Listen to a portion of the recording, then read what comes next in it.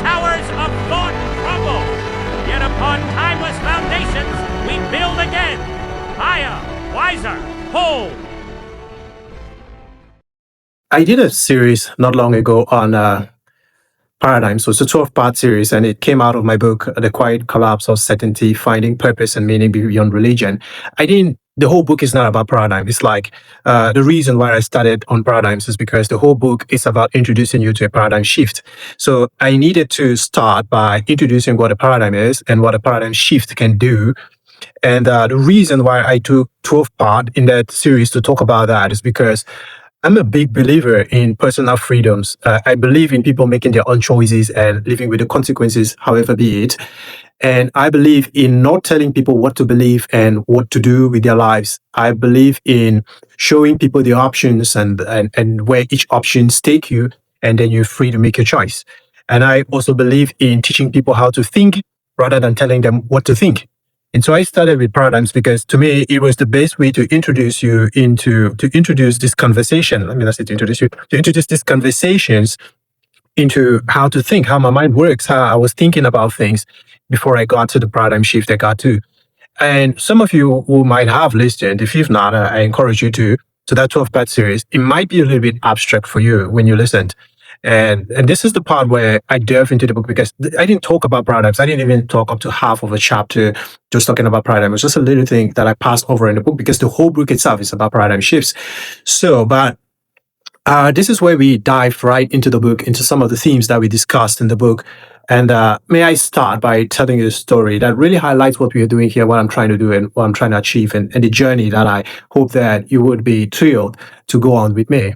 So there was this man that he bought a piece of land. It's a lot of money he'd saved, and he bought a piece of land with a foundation, with a very robust foundation for a 3-bedroom bungalow on the foundation, on the land rather.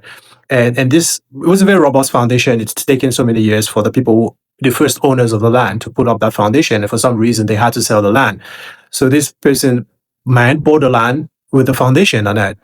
And not long after he bought the land, fortune smiled on him and he became wealthy and he found sudden wealth. And he decided that he didn't want a 3-bedroom bungalow anymore. He wanted a high-rise building, a skyscraper or something on that land and on that foundation. It didn't occur to him that he had to change the foundation and all. So he called his architect and said, look, I'm a rich man now. I can afford anything I want. I can build anything I like. And I really want and I really desire that the house that should be built on this land, on this foundation, should be a story building or a high-rise building of such and such and such. And the architect told him that, look, it can't work like that. This foundation is not designed to carry that kind of building or that kind of load. So we would need to tear up this foundation and remove it and put another foundation that is best suited for the kind of building you now desire. And the man said that, no, we can't do that. It will be a waste. This foundation is taking so many years to build, and it's a very robust foundation. Why do you want us to get rid of this foundation? We can't. How about you use bigger rods, bigger iron rods or reinforced steel? How about we use stronger, better cement? And how about we use better and stronger materials so that a story building can stand on this foundation? You know, that's exactly how some of us, we do with our lives. Like we have this foundation and now we have desires, we have passions, we have idiosyncrasies that wants to take us into other places. We try to do modifications, like say, instead of changing the foundation, what we try to do is say we're going to use better cement, we're going to use bigger rods, we're going to use better steel and so on. But as the architect warned that if you put a story building on top of this foundation, it's going to crack, it could wobble, it could fall, it wouldn't be sustainable. So the foundation is your paradigm. A foundation, it's like what you would call a paradigm. And the models, like say, okay, now I'm going to use better concrete, I'm going to use better building technology. Those are models. It's what is called mental models. So we all use paradigms and we all use mental models. And usually what people do when they try to improve their lives is that, okay, they never question the foundation. For them, the foundation is set. Foundation is the ultimate reality, is non-negotiable. You can't question it. It is what it is.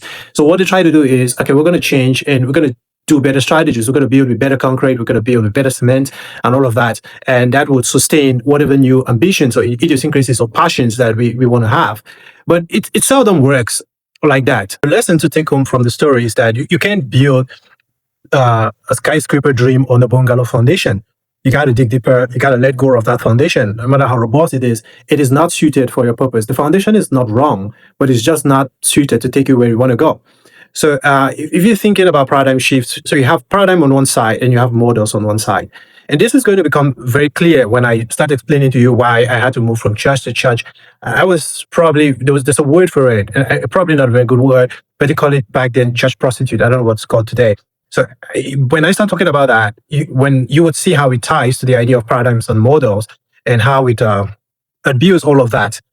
Often people want to transform their life, so they're changing models, but a paradigm shift is a whole different thing. A paradigm shift, you're changing the foundations. You're not just changing models. You're not just changing strategies. You're changing the underlying structure, and then you can now build bigger things on that.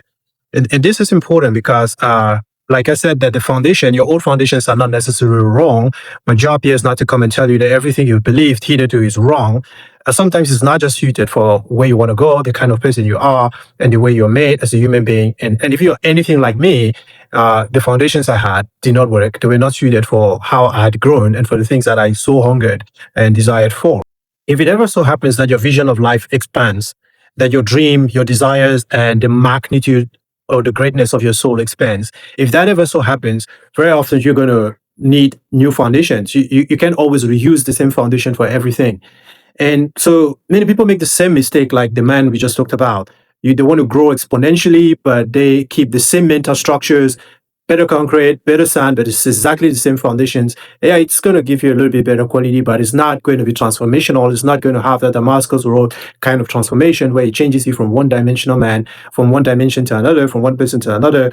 So if there was always this deep spiritual hunger that never went away, and you just keep feeding it with different mental models and feeding it, but that hunger remained and it was never satisfied. That was me. And until I changed the foundation that I eventually found where my hunger could be satisfied once and for all. So you want skyscraper results.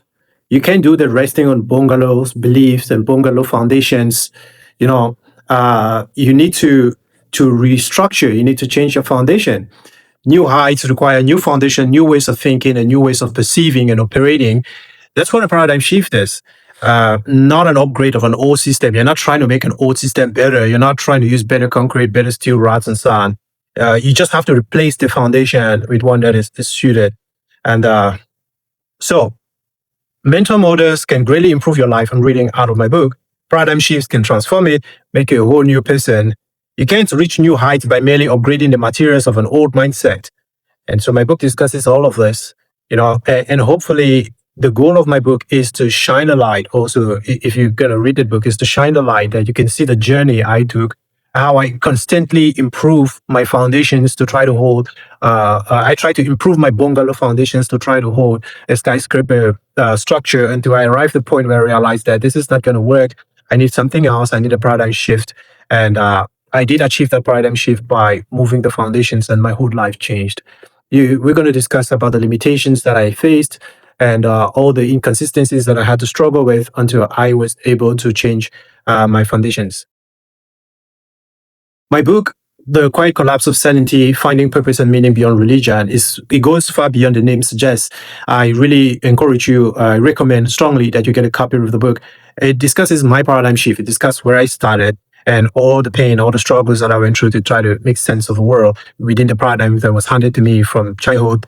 And the goal of sharing all of that is hopefully it's going to shine a light for you to discover your own paradigms or your own transformation and the choices that lay before you and what lies ahead of each of those choices.